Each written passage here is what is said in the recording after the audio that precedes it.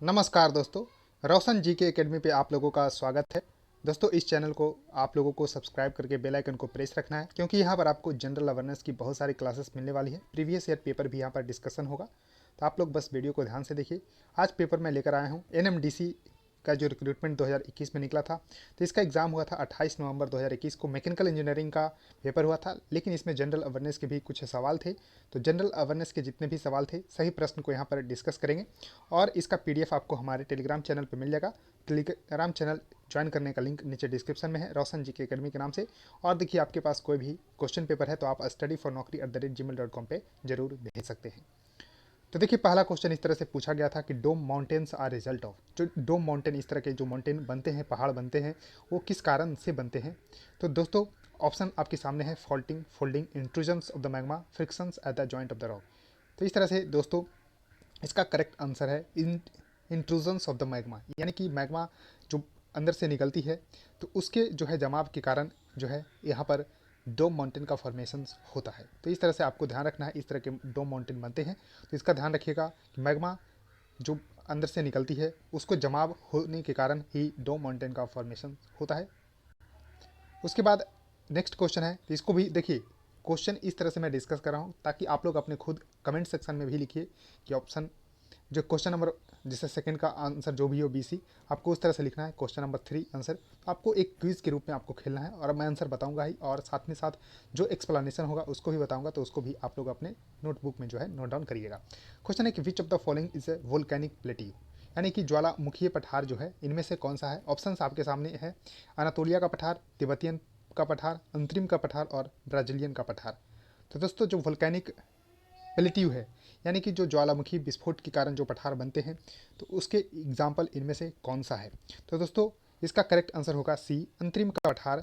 अंतरिम का पठार, यहाँ पर जो एंट्रिम बोलते हैं, एंट्रिम का पठार पठार आपको नॉर्दर्न आयरलैंड में देखने को मिलता है। नॉर्दर्न आयरलैंड में आपको देखने को मिलता है, तो इसको ध्यान रखिएगा। अब देखिए, इससे और सवाल आपको बन सकते हैं, तो इसका करेक्ट आंसर तो ध्यान रखिएगा, सी इज़ द करेक्ट आंसर।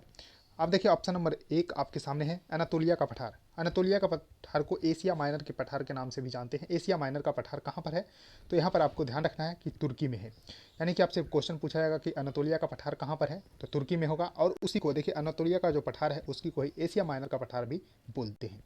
उसका देखिए, तिब्बत का पठार, जो कि आपको भारत चीन के सीमा पे आपको देखने को मिलता है, तो इसको ध्यान रखिएगा, तिब्बत का पठार। उसका देखिए, ब्राज़ील का पठार, जो साउथ अमेरिका कंटिनेंट में, यानी कि दक्षिणी जो यहाँ पर अमेरिकी महाद्वीप में स्थित ब्राज़ील देश में, वहाँ पर ब्राज़ील का पठार देखने को मिलता है। उसके बाद देखिए, नेक्स्ट क्वेश्चन आपके सामने है कि plains form by the aeolian deposits are called. जो एओलियन निक्षेप होता है, उसके द्वारा जो मैदान का निर्माण होता है, उस मैदान को क्या बोलते हैं। तो देखिए, जो आंसर की था उसके अनुसार दिया हुआ था सैंडी प्लेन्स, यानी कि रेतीले मैदान बोलते हैं उसको। लेकिन मेरे हिसाब से इसका आंसर होना चाहिए लोएस प्लेन्स, यानी कि लोएस मैदान इसको बोलते हैं। तो देखिए, अगर आप आंसर की के हिसाब से देखते हैं तो आंसर सी। लेकिन मेरे हिसाब से अगर क्वेश्चन पूछा जाए तो आपसे तो आंसर इसका लोएस प्लेन्स आपको बोलना चाहिए, कि plains form by the aeolian deposits are called loess plains. Question है कि which of the following iron ore is mine at Bailadila. अब देखिए, सबसे पहले आपको पता होना चाहिए कि बेलादिला जो माइंस है वो किस राज्य में स्थित है। तो दोस्तों, बेलादिला जो माइंस है वो छत्तीसगढ़ में स्थित है। तो ध्यान रखिएगा, छत्तीसगढ़ में बेलादिला माइंस। एक क्वेश्चन देखिए, कई बार पूछा गया है कि बेलादिला माइंस जो है किस राज्य में स्थित है, तो ये आपको छत्तीसगढ़ में है। अब वहाँ पर किस आयरन ओर का निष्कर्षण किया जाता है, तो इसका आपको करेक्ट आंसर होगा हेमेटाइट। तो देखिए, आयरन का जो ओर है हेमेटाइट है, मैग्नेटाइट है, सीडराइट है, तो वहाँ पर हेमेटाइट का निष्कर्षण किया जाता है। और आपको पता होना चाहिए कि जो लोहे का निष्कर्षण है हेमेटाइट से ही होता है, तो इसको ध्यान रखिएगा, इंपॉर्टेंट है। हेमेटाइट जो है बेलादिला आयरन ओर से जो है निकाली जाती है। क्वेश्चन है कि the beach sands in of Kerala are rich in. तो देखिए, इस तरह से अगर इंडिया का मैप बनाते हैं, तो यहाँ पर आपको केरल राज्य देखने को मिलता है। तो केरल जो है आपको इसके कोस्ट को मालाबार कोस्ट बोलते हैं, तो वहाँ जो है आपको थोरियम का भंडार देखने को मिलता है। तो यहाँ पर करेक्ट आंसर होगा सी, थोरियम, यानी कि जो केरल का बीच सैंड है उसमें थोरियम की मात्रा होती है। तो करेक्ट आंसर होगा सी, थोरियम का भंडार वहाँ पर केरल में भी पाया जाता है। तो उसके जो समुद्र तट के जो रेत होते हैं, वो सैंड्स होते हैं, वो उसमें थोरियम की मात्रा होती है। तो इसको ध्यान रखिएगा, और उसके कोस्ट को मालाबार कोस्ट बोलते हैं, ये आपको पता होना चाहिए। अब देखिए नेक्स्ट क्वेश्चन आपके सामने है कि which of the following plants grown in the non forest area has been omitted from the definitions of the tree in the Indian forest amendment act 2017।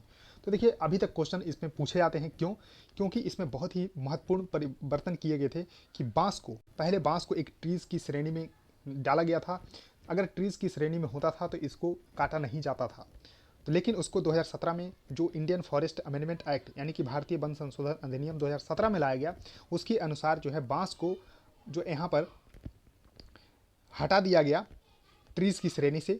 अब उसको जो है यहाँ पर जो यहाँ लेकिन ध्यान रखना है कि वो फॉरेस्ट में नहीं होना चाहिए, यानी कि जो गैर फॉरेस्ट जैसे हम लोग खेतों में उगा लेते हैं बांस को, तो उसको काट सकते हैं, बेच सकते हैं। इसलिए किया गया क्योंकि इसके जो व्यवहार को बढ़ावा दिया जा सके। तो ध्यान रखिएगा, बम्बू इसका करेक्ट आंसर होगा। बांस is the correct answer for this question. उसका देखिए क्वेश्चन है कि 1 carbon credit is equivalent to. देखिए एक क्वेश्चन तो कितने बार पूछे गए हैं, इसका कोई हद नहीं है कि 1 carbon credit is equivalent to.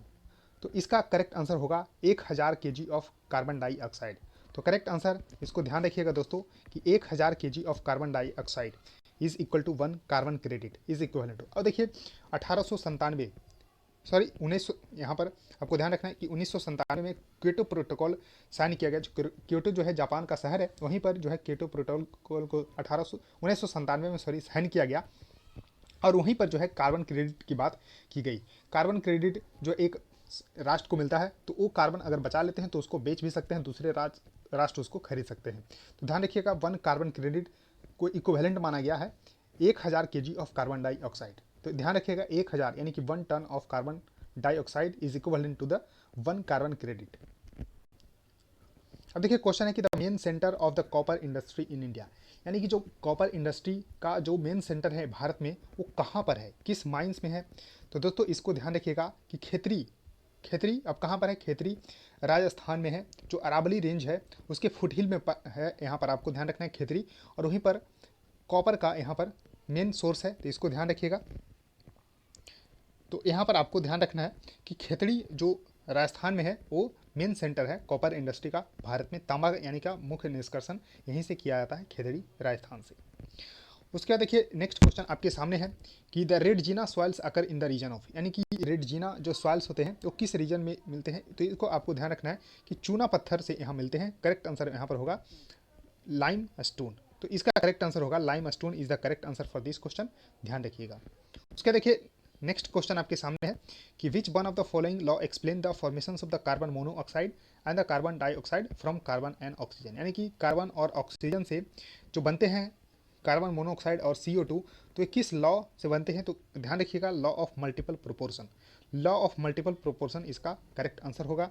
अब देखिए लॉ ऑफ मल्टीपल प्रोपोर्शंस को दिए थे डाल्टन ने 1803 ईस्वी में, यानी कि law of multiple proportion propose by Dalton in 1803। This law state that when 2 elements combine to form 2 और मोर कंपाउंड, यानी कि 2 एलिमेंट जैसे कि कार्बन और ऑक्सीजन बनते हैं, 2 या 2 से अधिक कंपाउंड का निर्माण करते हैं जैसे कि कार्बन मोनोऑक्साइड और carbon dioxide, then the different masses of the one element which combine with the fixed mass of the other element bear a simple ratio. तो simple ratio to one another, ये है law of multiple proportions. और इसका जो है बेहतरीन example है कि कार्बन और ऑक्सीजन से कार्बन मोनोऑक्साइड और कार्बन डाइऑक्साइड बनते हैं, तो दोनों में एक डिफिनिट रेशियो होता है, डेफिनेट प्रोपोर्शंस होता है।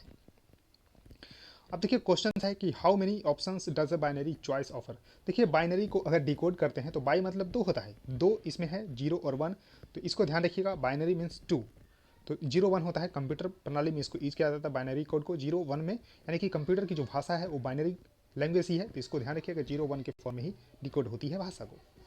उसके बाद क्वेश्चन है कि कंपाइलर का काम क्या है। तो देखिए कंपाइलर एक प्रोग्राम होता है जो कि हाई लेवल लैंग्वेज को ट्रांसलेट करता है मशीन लैंग्वेज में। तो करेक्ट आंसर यहाँ पर ए सही होगा। A is the correct answer for this question, यानी कि compiler translate a program written in a high level language into the machine language, यानी कि जो उच्च स्तरीय भाषा में जो लिखा होता है प्रोग्राम को, उसको मशीनी भाषा में बदलता है, उसको कंपाइलर बोलते हैं। अब देखिए क्वेश्चन है कि restarting a computer that is already on is refer to as, यानी कि पहले से जो चालू कंप्यूटर है उसको फिर से अगर चालू करते हैं तो उसको बोलते हैं वार्म बूटिंग। तो इसका करेक्ट आंसर होगा सी, गर्म बूटिंग, यानी कि वार्म बूटिंग इसको बोलते हैं। ध्यान रखिएगा कंप्यूटर जो पहले से ही चालू है उसको फिर से रीस्टार्ट करना, उसको बोलते हैं वार्म बूटिंग। ये आपको ध्यान में रखना होगा, एक क्वेश्चन पूछे जाते हैं। अब देखिए क्वेश्चन एक न्यूमेरिकल तरह से पूछा गया था कि साउंड ट्रेवल्स, जो साउंड वेव है ट्रेवल्स है 300 मीटर प्रति सेकंड से, sound produce at A point is heard by person after 5 second while the same sound is heard by the another person after the 6 second, what could be the maximum and the minimum distance between the two persons. तो maximum और minimum distance पूछा गया है कि दो person के बीच में कितना होगा। तो देखिए इस न्यूमेरिकल को मैंने आपको बनाकर समझाने की कोशिश की है। तो देखिए स्पीड ऑफ साउंड 300 मीटर प्रति सेकंड दिया हुआ है। उसके देखिए मैक्सिमम डिस्टेंस के लिए जैसे source is kept between the person A and B, जैसे पर्सन ए और पर्सन बी है, इसके बीच में सोर्स को मैंने रखा है। तो देखिए आपको डिस्टेंस बराबर क्या होता है, तो डिस्टेंस बराबर स्पीड इनटू टाइम। तो यहाँ पर देखिए मैंने यहाँ पर स्पीड को रखा है 300 और यहाँ पर आपको डिस्टेंस और टाइम को, यानी कि एक 6 सेकंड के बाद एक 5 सेकंड के बाद सुनता है, तो इस टाइम को ऐड कर दीजिए, क्योंकि यहाँ पर आप देख रहे हैं कि दोनों डिफरेंट डायरेक्शंस में है तो ऐड हो जाएगा। यहाँ पर हो गया 3300 मीटर, जिसको कि 3.3 किलोमीटर। उसके बाद मिनिमम डिस्टेंस के लिए क्या करेंगे, source is kept in the same direction. तो देखिए सोर्स यहाँ है, अब दोनों को एक ही डायरेक्शन में मैंने रख दिया है, ए और बी को। यहाँ पर देखिए अब दोनों का यहाँ पर घट जाएगा जो टाइम है, तो यानी कि v into T one minus T two, तो 300 इंटू 6-5 यानी कि 300 metre, that is a 0.3 kilometre. तो इसका आंसर अगर हम बात करते हैं तो 3.3 किलोमीटर एंड 0.3 किलोमीटर इसका करेक्ट आंसर होगा। D is the correct answer. I hope आपको समझ में बिल्कुल आ गया होगा, इसको ध्यान से आप बना सकते हैं। उसका देखिए क्वेश्चन नंबर 15 है कि स्टोरेज विच स्टोर्स और retain data after power off is called.